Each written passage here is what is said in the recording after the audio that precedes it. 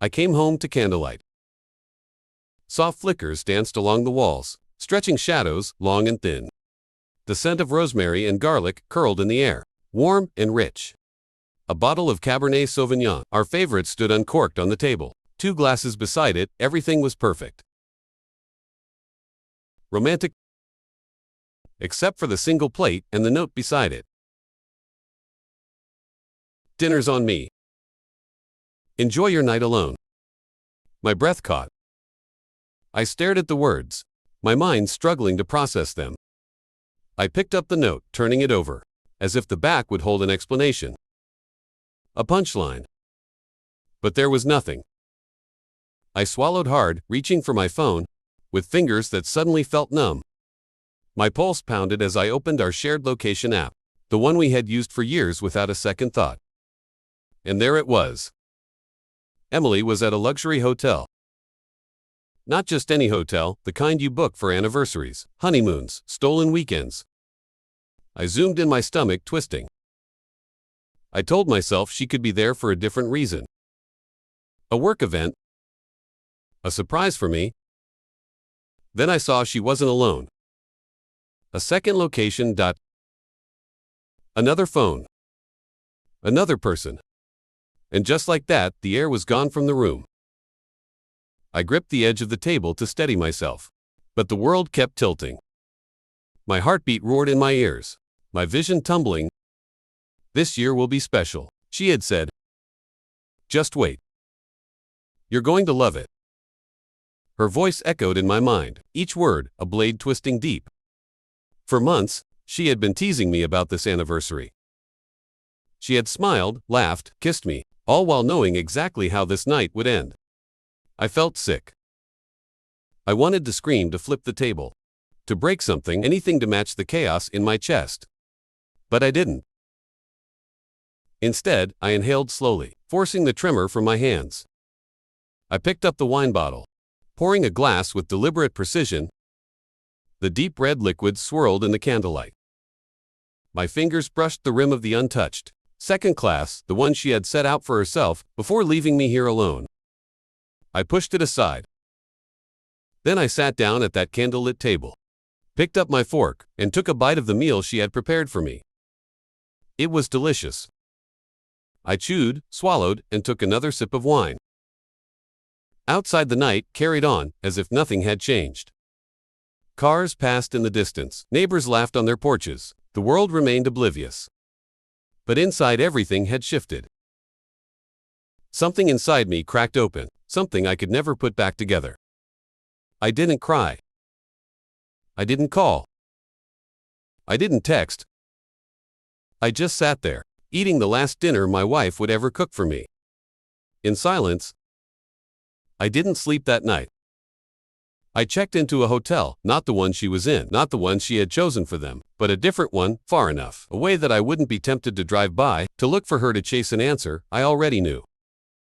The room was quiet. Sterile. Just a bed, a desk, a chair. No pictures on the walls, no memories in the corners. I lay on top of the sheets, staring at the ceiling, listening to the hum of the air conditioner. My phone sat on the nightstand face down. I had turned it off. I knew if I left it on, I would check. And if I checked, I would see that she was still there. That she was still with him.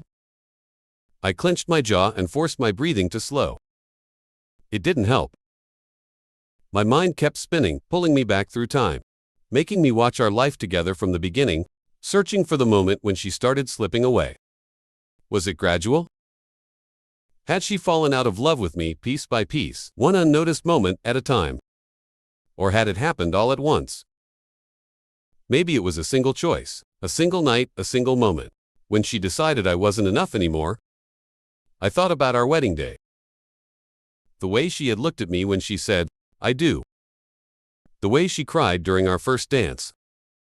I thought about Sunday mornings, the way we used to make breakfast together, dancing in the kitchen to old songs, stealing kisses between flipping pancakes. I thought about every time she whispered, "I love you," in the dark. Had she meant it, or had she just been pretending? My stomach twisted. I sat up, running a hand over my face, trying to force the memories away. Because what did it matter? She wasn't coming back to me. Not really. I pictured her with him, her hands on him the way they used to be on me, her lips parting for him, her laugh. God, that laugh falling from her mouth, easy and unburdened because she had no idea that I knew. No idea that she had already lost me. The thought should have hurt. Maybe a few hours ago, it would have. But now it just felt inevitable. Something inside me had gone cold. I looked at my wedding ring, twisting it absently on my finger. A symbol of promises of loyalty. Of forever. I pulled it off. Just like that, it was over. I placed the ring on the nightstand, beside my silent phone, and lay back down. I didn't cry. I didn't rage. I just closed my eyes, listening to the quiet, waiting for morning to come. Because tomorrow, I had work to do. She didn't come home the next day or the day after that. By the third day, I stopped checking her location. I didn't need to. I knew where she was, and I knew who she was with.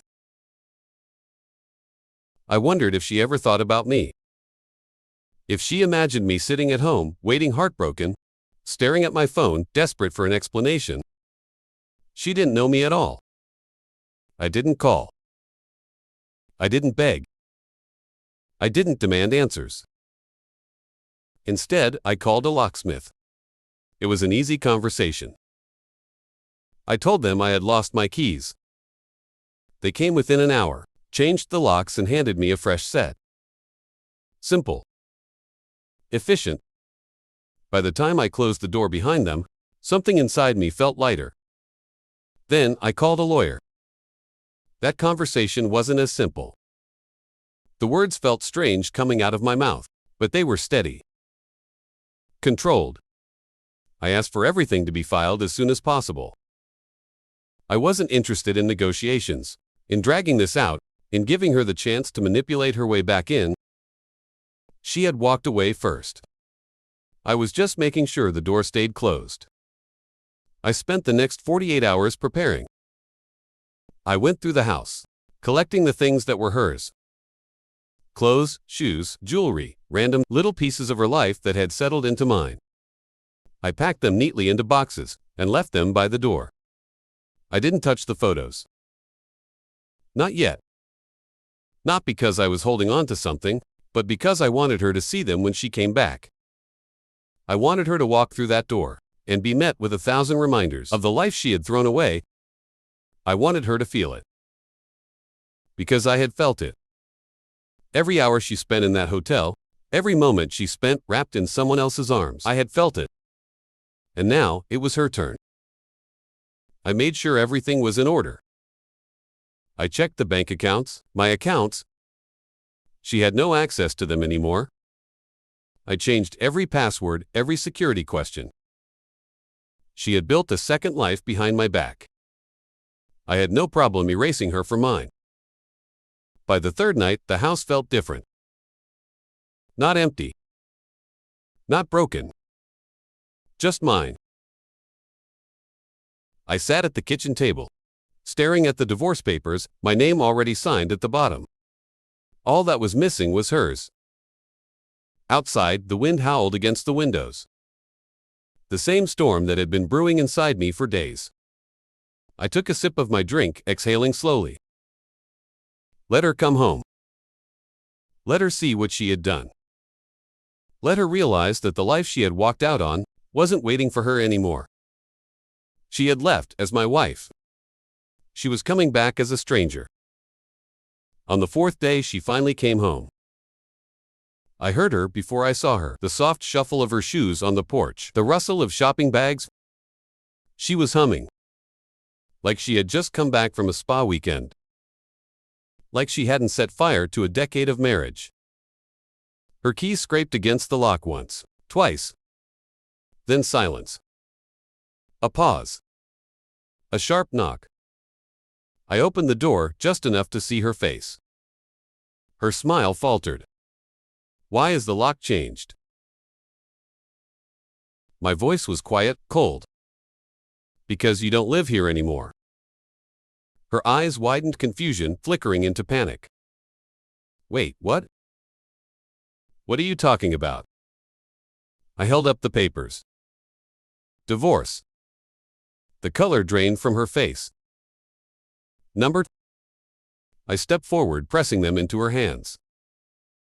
You don't get to talk. You don't get to explain. She blinked rapidly, her breath hitching. Baby, please, I stopped. The word cut sharp. Don't call me that. Tears welled in her eyes. I messed up, I know. But can we? How long? She swallowed. A few months. I exhaled. Nodded. Then that's how long I've been done with you. A sob broke from her lips. Please let's. There's nothing left to say. I stepped back. Her face crumbled.